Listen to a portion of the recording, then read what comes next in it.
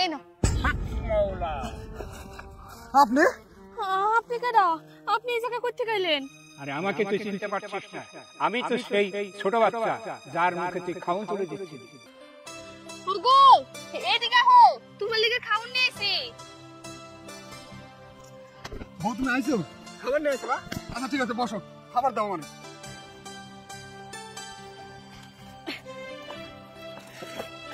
এই নাও। বউ তুমি এটা কি আনছো? তুমি ভাত আনো নাই? ওগো আমি ভাত করতে জানো, বাড়িতে একটা চাল ডাল নুন তেল শাক সবজি কিছু নাই। আমি কেমনে রাইন্দা নিয়ে আসি তোমার লিগে কও? তুমি মাঠে কাম করতেছো, আমি জানি তোমার অনেক খিদা লাগছে। এর লিগে আমি কোনো উপায় না পাইয়া দোকান থেকে 10 টাকা রুটিটা বাকি নিয়ে আইছি। এখন দোকানদাররা বাকিও দিবার চাই না। আমি অনেকবার কইয়া এই রুটিটা নিয়ে আইছি।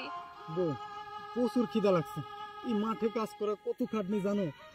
এখন আমি কেমনে কি করুম? ওগো তুমি কোনো চিন্তা করো না, আল্লাহর উপর ভরসা রাখো, দেখবা আল্লাহ কোনো না কোনো দিক দিয়া আমাকে একটা খাওয়ানোর ব্যবস্থা ঠিকই করে দিব। বউ তাহলে তো তুমিও মনে হয় কিছু খাও নাই, আসলে দুইজনে এই রুটিটা ভাগ করে খাই। আচ্ছা ঠিক আছে, চলো এই রুটিটা আমরা দুইজনে ভাগাভাগি করে খাই। না ভাই আমার একটু খাওয়ান দেওয়া যাবো?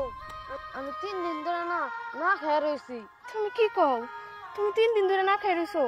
আর তুমি এই ক্ষেতের মধ্যে এসো কেন ভিক্ষা চাইতে?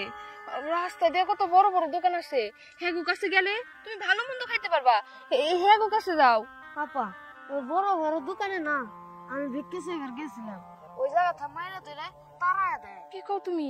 তোমার মাইরে ধরে তারা দিছে? ওগো এই বাচ্চাটা তো খুবই ক্ষুধার্ত, 3 দিন ধরে খায় না। আর আমার কাছে তো একটা মাত্র রুটি আছে, কি করুম এখন? বউ আমরা এই একটা রুটি তিনজন মিলে ভাগ করে খাই। আচ্ছা তুমি আমাকে লগে বাহো, আমরা এই একটা রুটি 3 জনে মিলে ভাগ করে খাবো। এই নাও, এই নাও।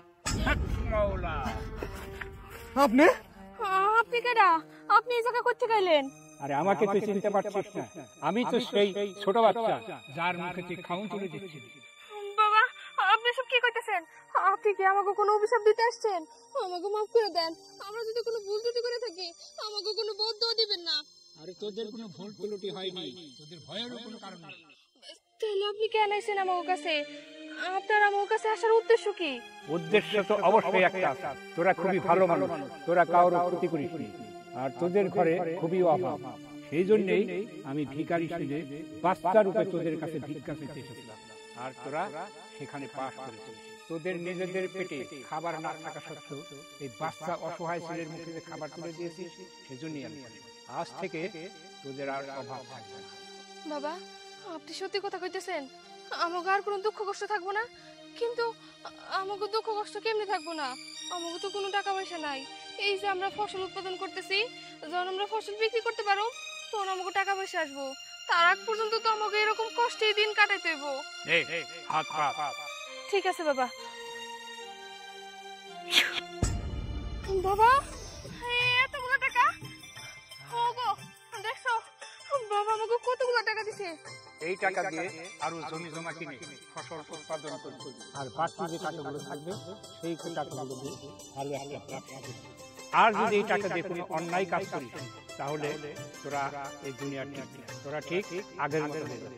না না বাবা, আপনি যেভাবে বলছেন আমি ওইভাবে করব। আমরা কোনো খারাপ কাজ করব না, আর যদি পারি মানুষের ভালো করুম, তাছাড়া খারাপ করব না। আপনি যেমনি যেমনি কইছেন আমরা এই টাকাগুলো অমনি অমনি খরচ করুম। আপনি আমাকে অনেক উপকার করলেন, আপনাকে অসংখ্য ধন্যবাদ। ঠিক আছে, আমার কথাটা মনে রাখিস। বাবা বাবা বাবা মনে হয় ওই ভিখারির রূপে আসছিল আমাকে সাহায্য করার জন্য। দেখছো আমরা সৎ পথে ছিলাম বলেই সততার পুরস্কার পাইলাম। হব, তুমি ঠিকই কইছো। চলো এখন বাড়ি যাই, এত টাকা নিয়ে তো এখানে থাকুন যাইবো না। হ্যাঁ তুমি একদম ঠিক কথা কইছো, চলো বাড়ি যাই। আসো। এই তোরা ঠিকঠাক মতো কাজ কর, খালি সিরিয়াস কে? ও লিটন ভাই, আপনার সাথে দেখা হয়ে গেল। ওই যে আমার শাশুড়ি অসুস্থতার জন্য জমি বন্ধক দিয়ে যে আপনার কাছ থেকে 1 লাখ টাকা নিয়েছিলাম, এই যে ধরেন। এত টাকা? এত টাকা তোরা কই পেলি? এত টাকা কই পাইলাম সেটা তো আপনার জানার দরকার নাই। আপনার না টাকার দরকার, আপনি টাকা পাইছেন, টাকা রাখেন। সরেন, বাড়ি যাবো আমরা। আসো। আমি তো কিছুই বুঝতেছি না স্যার।